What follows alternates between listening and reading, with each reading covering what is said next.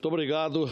Cumprimento o senhor presidente dos trabalhos, senador Jorge Viana, do nosso valoroso estado do Acre, senador Armando Monteiro, senadora Fátima, senador José Medeiros, senador Humberto Costa, enfim, senhoras senadoras, senadores, telespectadores da TV Senado, ouvintes da Rádio Senado. O que eu quero dizer hoje aqui, senhor presidente, é que nesta avalanche de denúncias de corrupção, reveladas quase que diariamente pela Operação Lava Jato, cabe aqui um alerta importante, oportuno, a esta Casa e ao governo. Só para contextualizar, nesta fala aqui da tribuna, nunca é demais lembrar a importância dessa operação para o novo momento de combate à corrupção no Brasil. A sistemática corrupção que ocorre neste país há décadas. Então, é sempre oportuno atualizar os dados, e é o que faço rapidamente. Até agora foram 1.434 procedimentos instaurados, 775 buscas e apreensões, 210 conduções coercitivas, 95 prisões preventivas, 104 prisões temporárias, 6 prisões em flagrante. Além disso, 183 pedidos de cooperação internacional, sendo 130 pedidos ativos para 33 países e 53 pedidos passivos com 24 países. Os crimes denunciados envolvem pagamentos de propina de cerca de 6 bilhões e 400 milhões de reais. Por meio de acordo de colaboração, já foram alvo de recuperação. Esse é um dado que faço questão de sublinhar bem, porque o que as pessoas mais reclamam por esse Brasil lá fora, mas e o dinheiro que foi levado, será que volta? Então eu quero dizer que já foram recuperados, ao longo desses últimos 3 anos, 6 bilhões, 6 bi e 400 milhões de reais. Por meio de acordos de colaboração, já foram alvo de recuperação de 10 bilhões, retifico, 10 bilhões é a recuperação, 10 bilhões e 300 milhões, sendo que 756 milhões objeto de repatriação e 3,2 bilhões em bens de réus, bens que estão bloqueados. Apesar desse número, a sua manutenção é alvo de críticas cada vez mais intensas. Há alguns que não escondem o incômodo com o avanço da Lava Jato. Alegam que ela está acabando com as empresas, além de destroçar de uma vez por todas a imagem internacional do Brasil. Mas isso é uma falácia que esconde outras motivações. O fato é que a atuação da força-tarefa da Operação Lava Jato tem sido destaque internacional. Vale lembrar que venceu o Prêmio Anticorrupção da Transparência Internacional em 2016, considerando a operação um exemplo para o mundo. Peço a Vossa Excelência, senador, que marque o meu tempo, que me parece que não foi marcado. Muito obrigado, senador Jorge Viana. Aliás, consta que o presidente da ONG Transparência Internacional, José Ugas, assinará um acordo de cooperação entre a entidade e o Conselho Nacional de Justiça, a convite da ministra Carmen Lúcia, presidente do Supremo Tribunal Federal. Isto mostra que o avanço da Lava Jato melhora e muito a imagem do Brasil no exterior. Então, senhores senadores, apesar de todas estas constatações positivas, é preocupante que persistam indícios de manobras explícitas ou subterrâneas para deter o avanço da Lava Jato.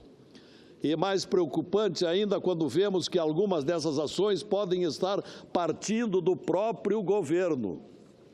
Há alguns dias, por exemplo, a imprensa divulgou que a Força-Tarefa da Lava Jato em Curitiba e a Superintendência da Polícia Federal do Paraná perdeu 1/3 das verbas necessárias para a sua manutenção. Ora, isso não se justifica. Justamente a Lava Jato, que recebe o aplauso unânime dos cidadãos de bem no Brasil, não é crível que estejam cortando verbas para esta operação. O Ministério da Justiça reduziu as verbas destes órgãos a R$20.500.000 contra os 29 milhões a eles destinados em 2016.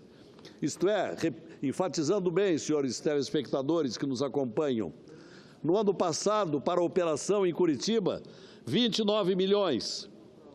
Neste ano, 20 milhões, 9 milhões de corte. Além da redução, ainda houve o contingenciamento de 44% da verba destinada.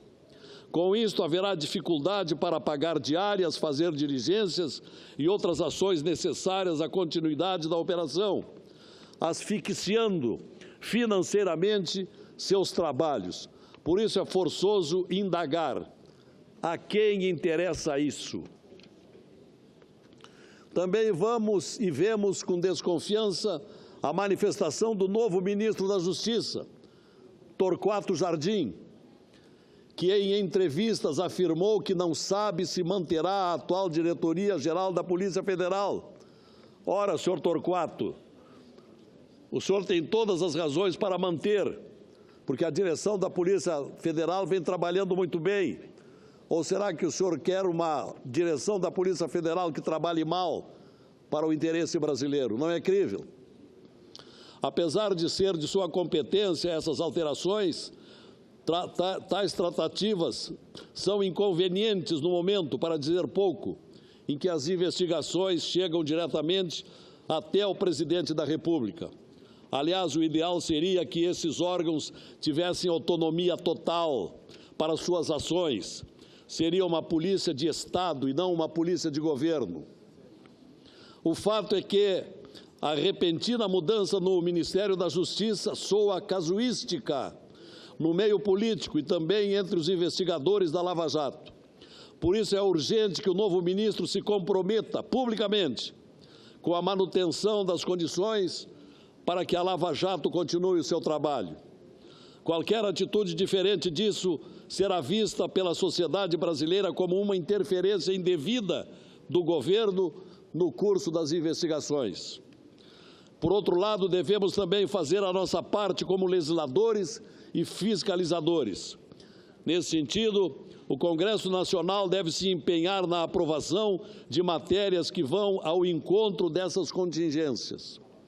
Aqui, por exemplo, estamos por votar a extinção do foro privilegiado, que tinha o objetivo de proteger a função exercida, mas acabou por se tornar um privilégio injustificado para mais de 30.000 autoridades que hoje gozam desta condição. A quem interessa isso? Diante da leniência do Congresso em legislar acabando com o foro privilegiado, o tema acabou por chegar ao Supremo Tribunal Federal, que deve começar a discutir exatamente na sessão de hoje a restrição ao foro privilegiado para deputados federais e senadores. Lá, a tese em discussão é que os detentores de foro privilegiado somente devem responder a processos criminais no Supremo, se os fatos imputados a eles ocorrerem durante o mandato. No caso de fatos que ocorreram antes do mandato, a competência para julgamento será da primeira instância da Justiça.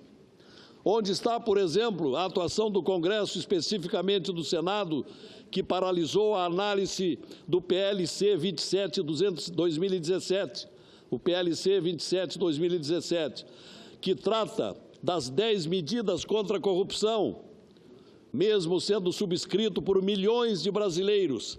Esta casa segue silente e inerte, para agilizar sua tramitação, que até hoje não tem sequer relator designado na Comissão de Constituição e Justiça. A quem interessa que isso não prospere? Tenho aqui também, senhores senadores, um projeto, o PLS número 7/2016, que acaba com o sigilo das operações do BNDES. Ora, diante do descalabro mostrado na delação de Joesley Batista e também de tantas outras evidências ao longo das últimas semanas, esse projeto deveria ser um dos itens a serem apreciados com urgência por essa Casa, conforme requerimento juntamente com os líderes de alguns dias. Mas a votação do requerimento se posterga indefinidamente. A quem interessa que esses fatos em relação ao BNDES continuem sendo escondidos? Encaminhando à conclusão, senhor presidente, não podemos retroceder nos avanços já obtidos e que colocam o Brasil entre os países com legislações mais modernas no combate à corrupção.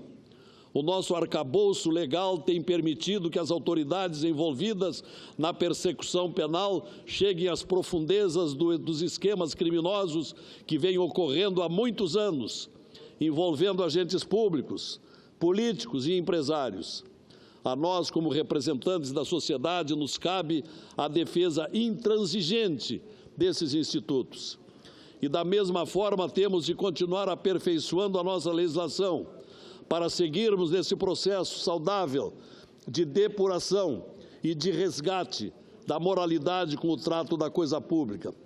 Só que, para esse propósito, precisamos de muito mais agilidade e, no mínimo, mais boa vontade política. Obrigado, senhor presidente. Era o que tinha a dizer.